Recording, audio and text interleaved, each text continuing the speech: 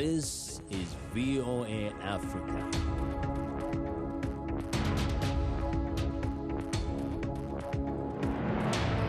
Hello, I'm Esther Gidu-Yort. It's Thursday, June 24th. Welcome to Africa 54. We continue to work remotely because of the COVID-19 pandemic. But what hasn't changed is our commitment to bringing you the latest and most important news from the African continent and around the world. This is today's Africa 54. Ethiopian election officials are continuing to tally the ballots Thursday in Prime Minister Abiy Ahmed's first electoral contest after more than 3 years in office. The ballot counting comes amid reports of new violence in the northern Tigray region. VOA's Heather Murdoch reports from Addis Ababa. Long before sunrise on Monday, Ethiopians in the capital queued to vote in Ethiopia's first election in 6 years. Prime Minister Abiy Ahmed said it would be the country's first attempt at a free and fair election. I came early to vote for whom I believe will bring us a bright future. But by evening, many voters were frustrated. Some polls were closed for hours because of missing ballots. Others were missing election workers. Across the country, millions of would-be voters were still waiting to cast their ballots. I'm exhausted. Maybe I will go home without voting. I have 2 children who've been waiting at home all day. On Tuesday evening, officials said almost all of Ethiopia's polling stations that had opened had finished accepting ballots. About a fifth of the country's 547 parliamentary constituencies, however, were not voting. In the Oromia region, 2 major opposition parties boycotted the election. The ballot was postponed in other areas for security reasons, and in Tigray, a region that has been a war zone for more than 7 months, there is no plan to hold an election. And then in terms of number, of course, the people have the right to be represented. At the end of the day, these people are part of Ethiopia, and they have to see their representatives in the Ethiopian federal parliament. However, he says the 38 unfilled seats for Tigray are not enough to skew the electoral math, and he believes the government will be formed after the results are announced. The conflict in Tigray has displaced about 2 million people and forced tens of thousands to flee the country. In recent days, amid reports of new violence, the African Union is investigating allegations of mass murders and rapes. Aid organizations say parts of the region have already slipped into famine, and millions of people are in danger of starvation. On Monday, Prime Minister Abiy Ahmed said, there is no hunger in Tigray, adding, there's a problem in Tigray, and the government is capable of fixing that. But even in Addis Ababa, where there is no war and the city is rapidly developing, candidates say the next government has plenty to do. The problems you have are economical, which is inflation is 2 digits inflation, unemployment. We have unemployed youth, and we should strive to at least systematically and continuously create job opportunities. So for this, we need peace and tranquility in the country. Prime Minister Abiy is expected to retain his seat after results are announced. Voters say what they want most from their government are lower prices, peace, and security. Heather Murdoch, VOA News, Addis Ababa, Ethiopia. Dozens of people were killed in an alleged airstrike Tuesday at a market in Ethiopia's Tigray region as new fighting flared up in areas outside the regional capital, Mekelle. According to witnesses, the bomb exploded in the town of Togoga, west of Mekelle, around 12 p.m. local time. There are conflicting reports on whether the blast was the result of an airstrike or artillery shells hitting the market. Local medical officials say at least 43 people were killed, with dozens of others wounded. Health workers say Ethiopian soldiers blocked ambulances from reaching the scene of the attack. But Ethiopian military spokesman Colonel Getnet Adane denied the military blocked ambulances, according to Reuters. Ethiopian Defense Forces Commander General Barhan Jula also denied the military intentionally attacked the market. The general says the attack was instead targeting an armed group. Tigray has been embroiled in conflict since November, when the Ethiopian military launched an offensive to oust the ruling Tigray People's Liberation Front. Eritrea's military has been helping Ethiopian troops battle the TPLF in the ongoing dispute.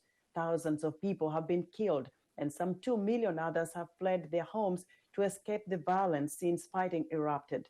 Speaking to the media following a United Nations Security Council meeting on Syria, U.S. Ambassador to the UN Linda Thomas-Greenfield responded to a question on the alleged deadly airstrike in the Tigray region Wednesday.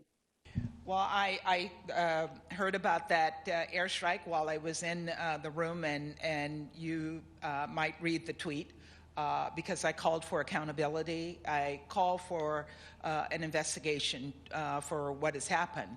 But more broadly, we have made clear our position on the issues in Tigray. We have asked for a ceasefire. We've demanded a ceasefire. We've asked that the Ethiopian government allow for humanitarian assistance to be brought into all areas of the country. Human rights violations that are being committed, people be held accountable for, and that Eritrean troops who are currently inside of Ethiopia should be asked to leave. We have a special envoy who's working on this issue full-time. Secretary Blinken has also engaged on what is happening in Ethiopia. And as you know, we have addressed it in the council. I am disappointed that we have not had an open council meeting on the situation in Ethiopia, and I will be continue to push for that. It needs to be discussed. We are in a situation where the UN has indicated that close to 400,000 people are on the brink of famine conditions. And so this is an issue that we need to confront completely and wholeheartedly. That was U.S. Ambassador to the UN, Linda Thomas-Greenfield, talking about Wednesday's alleged airstrike in the Tigray region of Ethiopia. Former Ivory Coast Prime Minister and rebel leader Guillaume Soro was sentenced in absentia Wednesday to life in prison on charges that he plotted a coup against President Alassane Ouattara. Soraya Ali has the details. Ivory Coast's former Prime Minister has been sentenced in absentia to life in prison. Guillaume Soro, who lives in exile in Europe, was accused of plotting a coup against incumbent President Alassane Ouattara. His lawyers had previously condemned the charges of conspiracy and an attempted attack on the state authority as politically motivated. They said there was no evidence to show Soro's guilt. The case has raised tensions in a country still recovering from a brief civil war a decade ago. In that conflict, Soro had led rebels who swept Ouattara to power after a disputed election. Soro went on to serve as Prime Minister and Speaker of the Parliament under Ouattara. But the two men later fell out as the president made it clear he would oppose Soro's presidential ambitions. Soraya Ali of Reuters filed that report. Southern African nations have approved the deployment of its standby force to Mozambique to help it combat an escalating Islamic State-linked insurgency that threatens stability in the relatively peaceful region. The standby force is part of a regional defense pact that allows military intervention to prevent the spread of conflict. The 16-member Southern African Development Community made the announcement on Wednesday. It has been grappling with how to respond to the conflict, which is concentrated in Mozambique's northern province of Cabo Delgado. It began in October 2017, and thousands have died on all sides. Almost 800,000 people have been displaced in the conflict that has also brought a $20 billion natural gas project led by oil giant Total to a grinding halt. However, no details were provided on how many troops would be involved, when they would be deployed, or what their role would be. A group of 10 Russians detained by the police in a part of northern Chad, where the army has been battling a rebel invasion from Libya, said on Wednesday that they are tourists who had come to sightsee in the Sahara Desert. The group was picked up last week by the police near the town of Payalagu because they were in a military operational zone, according to National Police spokesman Aman Isaac Azina. One member of the group told Reuters that they decided to visit the Republic of Chad because it is very interesting and very rich in natural sites. The area where the Russians were picked up is near where Chad's army battled rebels in April and May, a conflict that led to President Idriss Déby's death during a visit to the front lines. Russia's presence in Africa has been the subject of considerable speculation in recent months. Every week, Mamadou Diagouraga comes to the Muslim section of a cemetery near Paris to stand vigil at the grave of his father, one of the many French Muslims to have died from COVID-19. Lorraine Anthony reports. Every week, Mamadou Diagouraga visits the Muslim section of a cemetery near Paris where his father is buried. He is one of many French Muslims to die from COVID-19. And a Reuters analysis shows the Muslim community has been hit far harder than the wider French population. Mon père était le premier ici. My father was the first one in this row. Ouais, concrètement. And it's filled up within a year. Tout à l'heure, je regardais It's unbelievable. All the people that followed him. It's unbelievable. C'est incroyable. Savoir que le contexte COVID. Having a loss in this context during COVID. C'est brutal parce que it's brutal because we are in lockdown. We are not able to visit our relatives at hospital. We are limited in our rituals. Graveyards were closed for 2 or 3 months, and a limited number of people were allowed to attend funerals. France is estimated to have the EU's largest Muslim population, but the country does not know how hard the group has been hit. That's because French law forbids the gathering of data based on ethnic or religious affiliations. Evidence collected by Reuters does paint a picture, though. For example, one study showed excess deaths in 2020 among French residents born in mainly Muslim North Africa were twice as high as among people born in France. Head of the Union of Muslim Associations in Seine-Saint-Denis, Mohamed Henish, has a theory on why that is. It's not because they're Muslims. It's because they belong to the least privileged social classes. Their social class puts them on the front line of this pandemic. Many of our citizens could work from home, but a garbage collector or a cleaner or a cashier, they cannot work from home. These people have to go out, use public transport. They have to be in contact with other people. Those jobs force you to be in contact with people. And so they paid the heavy price. The unequal impact of COVID-19 on minorities has been documented elsewhere in the world too. But the pandemic has thrown the inequalities that fuel tensions between French Muslims and their neighbours in France into sharp focus. Those differences look set to become a battleground in next year's presidential election. President Emmanuel Macron's main opponent, polls indicate, will be far-right politician Marine Le Pen. She is campaigning on issues of Islam, terrorism, immigration and crime. That was Lorraine Anthony of Reuters reporting. The owners and insurers of a giant cargo ship that blocked the Suez Canal in March have reached an agreement in principle in a compensation dispute with the Canal Authority, according to the representative and the canal's chairman. The Ever Given container ship has been anchored in a lake between 2 stretches of the canal since it was dislodged on March 29th. It blocked the canal for 6 days, disrupting global trade. The Suez Canal Authority has demanded $916 million in compensation to cover salvage efforts, reputational damage, and lost revenue before publicly lowering the request to $550 million. The Ever Given's Japanese owners and its insurers are disputing the claim and the ship's detention under an Egyptian court order. We'd like to hear what you think about Africa 54 and the stories we cover. Join the discussion on Facebook. Our address is Africa 54. We're also streaming our broadcast live on Facebook. Please watch and share our show with your friends. Also, check out our headlines 24/7 on voaafrica.com. Coming up, how access to technology and accurate information is impacting the country's response to the COVID-19 pandemic. We'll be right back.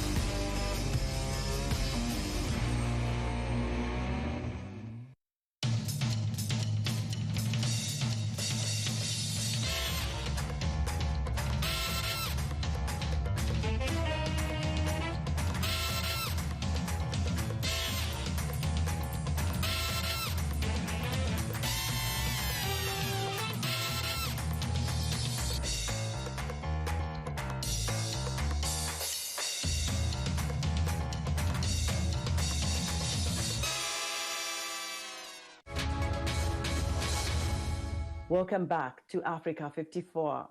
Images of the January 6th insurrection at the U.S. Capitol are seared into many Americans' minds and remain especially vivid for members of Congress who witnessed the riot. One congressman has been especially forthcoming about the mental trauma he has been experiencing months after the riot. VOA's Caroline Presutti spoke with a lawmaker and filed this report. A surging rumble from the mob seeking to burst into the U.S. House chamber alerted Representative Dan Kildee to the danger he was in. We were trapped. The crowd was surrounding the gallery doors, and there's no way to get from the gallery to the floor. The floor had been evacuated. Kildee took these cell phone videos. One was aired at the impeachment trial of former President Donald Trump to show panic as rioters breached the Capitol, intending to interrupt the certification of Joe Biden's election victory. Listen for the gunshot. Yeah. That was a police officer fatally shooting a protester before she could get inside the chamber. Take your pins off. Pins off. The gunshot cleared the way for an escape. A tactical unit then moved into position, and that allowed, at least for a short period of time, for the hallway behind us to be secured. Just enough time for us to get out.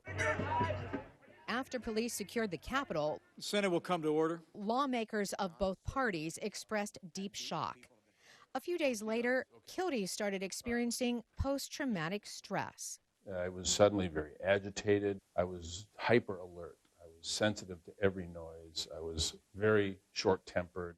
The congressman sought help from psychiatrist Jim Gordon, author of the book Transforming Trauma. Dr. Gordon is counseling several members of Congress. Anybody who's been through this experience is going to have residual effects from it, and that those effects are very much grounded in biology. Dr. Gordon gets patients to talk about the events of January 6th. He tells them to shake their bodies and then teaches them what he terms soft belly breathing to lessen those biological symptoms. Deep breaths in, deep breaths out, and just let your entire abdomen just relax. And do it for several minutes. Thoughts will come and go, and you just let them go. Dr. Gordon says in order to move forward, Congress has to adopt a culture of healing. What happens is that people pretend, and there's already too much pretense in our society and in Congress, without having to pretend that you're invulnerable, because none of us is invulnerable. Gentleman from Michigan is recognized for 45 seconds. Not easy for politicians who think they have to portray strength at all times. But Kildee has been open about his struggles. Speaker's office in 4 minutes. It's okay if you're a member of Congress or a police officer or anyone else. If you're a man, especially, it's okay to acknowledge that you are a human being. Especially when your life is in danger. Caroline Presutti, VOA News at the U.S. Capitol. After the tragic death of Brianna Taylor in 2020, her sister Junia Palmer not only had to deal with her loss, but also with attacks and death threats on social media. After learning about this, two digital artists from California created a safe virtual space for the African American family to share their memories and go through the grieving process. Ginia Delu has the story. Brianna Taylor, a 26-year-old African-American medical technician, was killed in her home in Louisville, Kentucky in March 2020 by police officers conducting an investigation into drug dealing. When police forced their way into Taylor's apartment, her boyfriend fired a warning shot because he later said he thought the police were intruders. Police returned fire and Brianna Taylor was killed. Her death fueled nationwide protest against police brutality and calls for police reform. More than a year later, Brianna's sister, Junia Palmer, says she not only has to deal with her loss, but also attacks and death threats on social media. So they would say things like, it's your sister's boyfriend's fault she's dead, your sister shouldn't be a drug dealer. It just varied. When Lady Phoenix, a digital artist from California, learned about the harassment, she had an idea of how to help. In collaboration with the virtual reality artist Sutu, a.k.a. Stuart Campbell, she created an augmented reality project called Brianna's Garden, a safe virtual space for Brianna's family to share their memories and go through the grieving process. Both of them are in the garden, and we're going to volumetrically capture Junia and place her in the garden next to Brianna. At a future timeline, they will both be in the garden in more real ways, but Brianna is a 3D character, I don't even want to say character, but she's a 3D representation of herself. And Junia is a holographic representation of herself placed side by side. To take part in the project, Junia flew to California from Kentucky to create her personal hologram at MetaStage Studio. A memory that I have of me and Brianna is it was winter of '09 and we had a really bad winter ice storm. My mom was at work and it was just me and Brianna in the house, and it was really, really cold, and I remember Brianna being scared, so we stood in front of our window. Well, not stood. We sat in front of our window and we coated up with blankets just to wait until Mom gets home. Brianna's garden will be accessible from anywhere in the world via an app called iJack. Once you're there, you can walk around the garden like it's a real physical space. People will be able to walk around in a real garden, and then from the real garden, these artificial flowers will also start growing. In the garden, visitors will not only be able to hear Brianna's story told by her loved ones, but also record a voice message supporting her family or addressing their own loved ones who have passed away. The recordings will then turn into flowers that anyone can click on and listen to. Brianna has become this enormous figure now and has come to represent like a political movement. But before that, she was this girl's sister. And I think this brings us all down to earth as to what it actually feels like just to lose your sister, your best friend. The premiere of the project is taking place at the Tribeca Festival in New York City that opened on June 9th and continues to June 20th. Ginia Delu for VOA News, Los Angeles, California.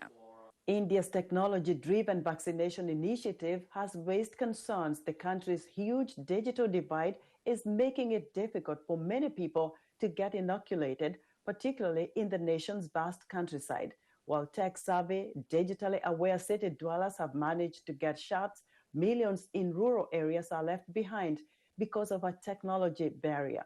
Anjana Pasricha has a report.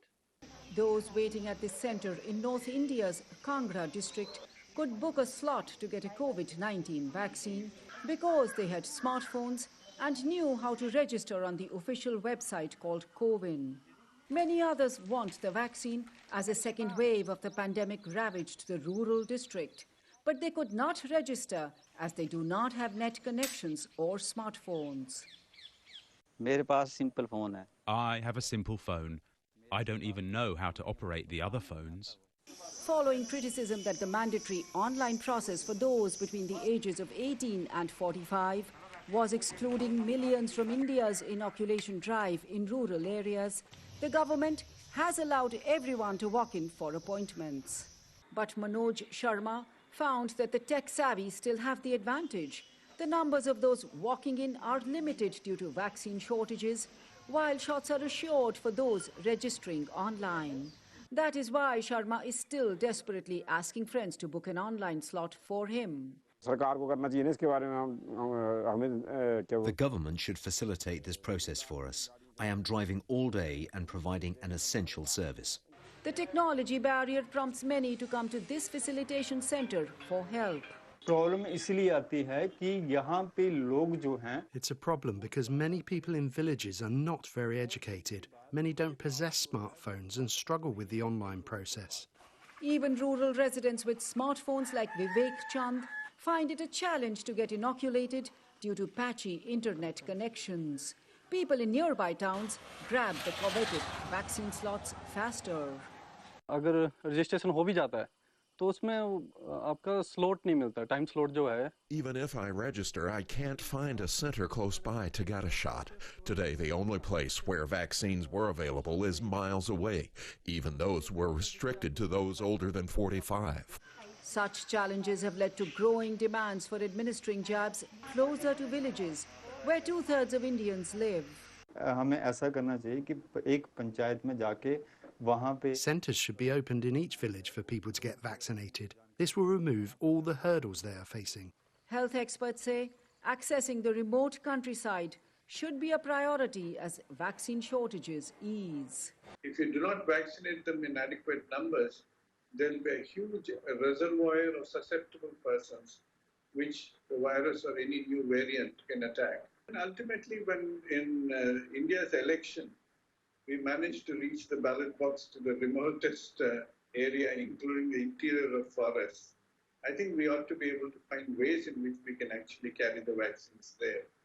That is what these village residents want, an easily available shot to protect them from a third wave that doctors say will arrive.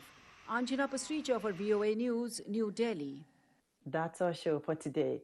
Be sure to watch Africa 54 on our website at voaafrica.com. From all of us here in Washington, we thank you for watching.